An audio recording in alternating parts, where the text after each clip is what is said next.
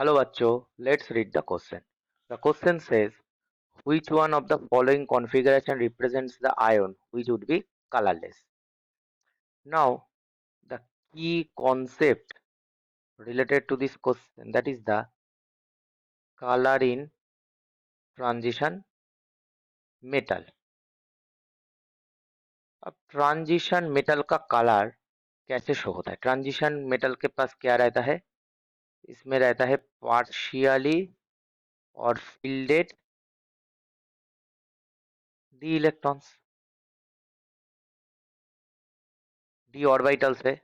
और D orbitals में जो इलेक्ट्रॉन रहता है उसको ही हम डी इलेक्ट्रॉन्स कहते हैं। ठीक है।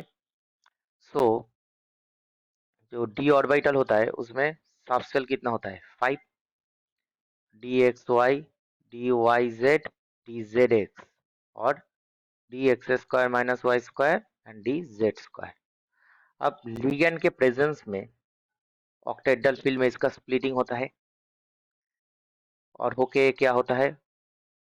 एक होता है T2G और एक होता है EG सेट। अब T2G सेट ऑफ ऑर्बिटल में कौन सा इलेक्ट्रॉन रहता है? कौन सा सबसेट रहता है? D X Y, D Y Z, D Z X. इन तीनों का एनर्जी थोड़ा कम होता है और सिमेट्री सेम होता है।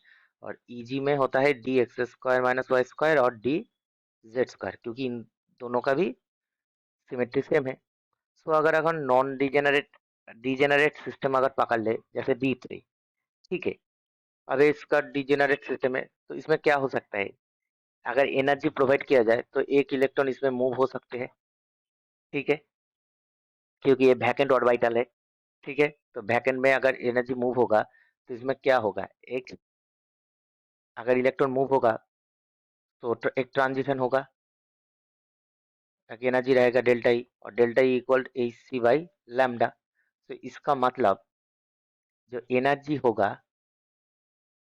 वो इनवर्सली प्रोपोर्शनल होगा लैम्डा से। और लैम्डा क्या है?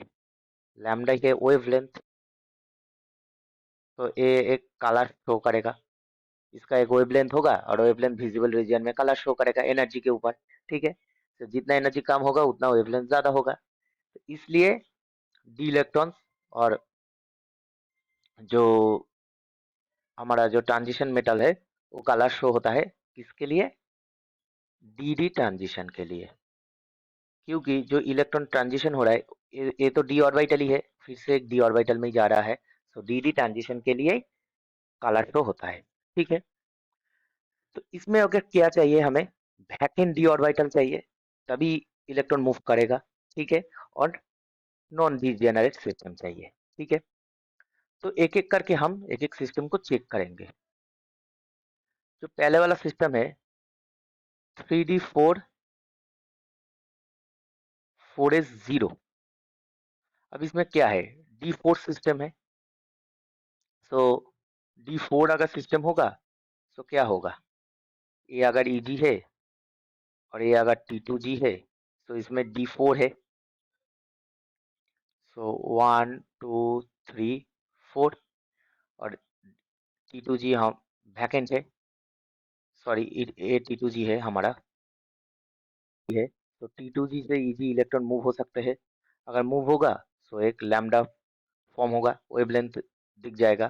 तो इसमें अगर डीडी ट्रांजिशन पॉसिबल है इस सिस्टम में, तो अगर डीडी पॉसिबल है, डीडी ट्रांजिशन पॉसिबल है, तो ये क्या होगा? एक कलर शो करेगा, एक कलर होगा। ठीक है, पर हमें चाहिए कौन सा आयन कलर लेस है। तो ये आयन नहीं होगा हमारा आंसर। चलिए अब सेकेंड ऑप्शन को चेक कर लेते हैं, ऑप्शन बी को। D three three D three and 4s0। अब 4s ऑर्बिटल से कोई मतलब नहीं है। ठीक है, क्योंकि इसका ट्रांजिशन जो हो रहा है डी इलेक्ट्रॉन में हो रहा है। ठीक है, क्योंकि स्प्लिटिंग डी इलेक्ट्रॉन में होता है। सो 3d3, सो इसमें भी 3 इलेक्ट्रॉन रहेगा T2G में और EG वैकेंट रहेगा। T2G0 EG, T2G3 EG0। सो इसमें भी DD ट्रांजिशन पॉसिबल है लाइक D4 सिस्टम। सो ये भी काला शो करेगा, ये भी हमारा आंसर नहीं होगा। ऑप्शन सी को चेक कर लेते हैं, 3D5 4s0। ठीक है, अब ये D5 है, तो अगर इसको देखा जाए क्या होगा? T2G5 EG0। तो अगर D5 सिस्टम को अगर देखा जाए तो क्या होगा, ये हमारा Eg, ये है हमारा T2G, ठीक है। सो D5 है, इसका मतलब इलेक्ट्रॉन क्या होगा, T2G में 3 इलेक्ट्रॉन और Eg में 5 इलेक्ट्रॉन, 2 इलेक्ट्रॉन, ठीक है। अब इसमें वैकेंट तो है नहीं, और D5 क्या है, एक डीजेनरेट सिस्टम है, क्योंकि सबका एनर्जी सेम ही है इसमें, T2G का भी सेम है और Eg का भी सेम है एनर्जी। तो इसमें क्या होगा, इलेक्ट्रॉन इलेक्ट्रॉन मूव नहीं कर पाएगा, ठीक है। पर अगर हम ज्यादा एनर्जी की, बाहर से अगर ज्यादा एनर्जी अगर इसमें दिया जाए तो तभी एक इलेक्ट्रॉन मूव हो सकती है। तो कैसे हो जाएगा, तब हो जाएगा T2G टू Eg3, तो इसमें एक dd ट्रांजिशन होगा, पर वेरी लो होगा ये ट्रांजिशन, ठीक है। इसका एनर्जी बहुत ही कम होगा, क्योंकि स्टेबलाइज नहीं होगा, क्योंकि D5 ऑलरेडी एक स्टेबल सिस्टम है, हाफ फील्डेड है, ठीक है।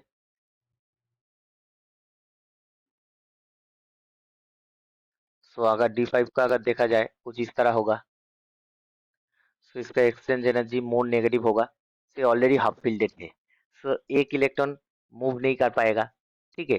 सो इसमें जो कलर होगा ये बहुत ही लाइट कलर शो करेगा, ठीक है, बहुत ही लाइट कलर शो होता है। अब ये जो लाइट कलर शो होता है ये होता है वाइब्रोनिक कपलिंग के कारण,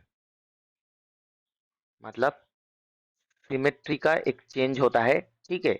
और एलिमेंट में जो D5 सिस्टम होता है, ठीक है, वो बहुत ही काला लाइट कलर होता है इस, और जो भी होता है वो जो इसका जो सिमेट्री होता है उसमें कुछ डिस्टॉर्शन आ जाता है, उसको वाइब्रोनिक कपलिंग कहते हैं, उसके कारण कलर शो करेगा, ठीक है।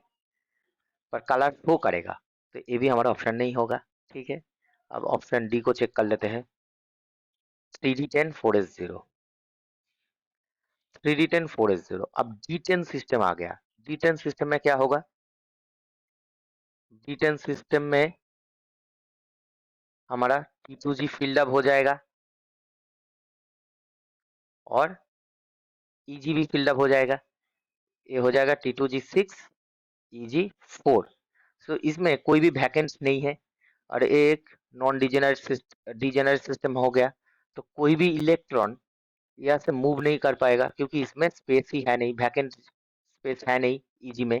तो इसमें नो dd ट्रांजिशन, तो अगर कोई भी ट्रांजिशन नहीं होगा तो क्या हो जाएगा, ये कलरलेस हो जाएगा, ठीक है। सो हमारा जो कलरलेस होगा वो कौन सा आयन होगा, D10, 3D10 4s0 सिस्टम होता है, ठीक है। तो आंसर आएगा option D. I hope you will understand the solution very well, best of luck.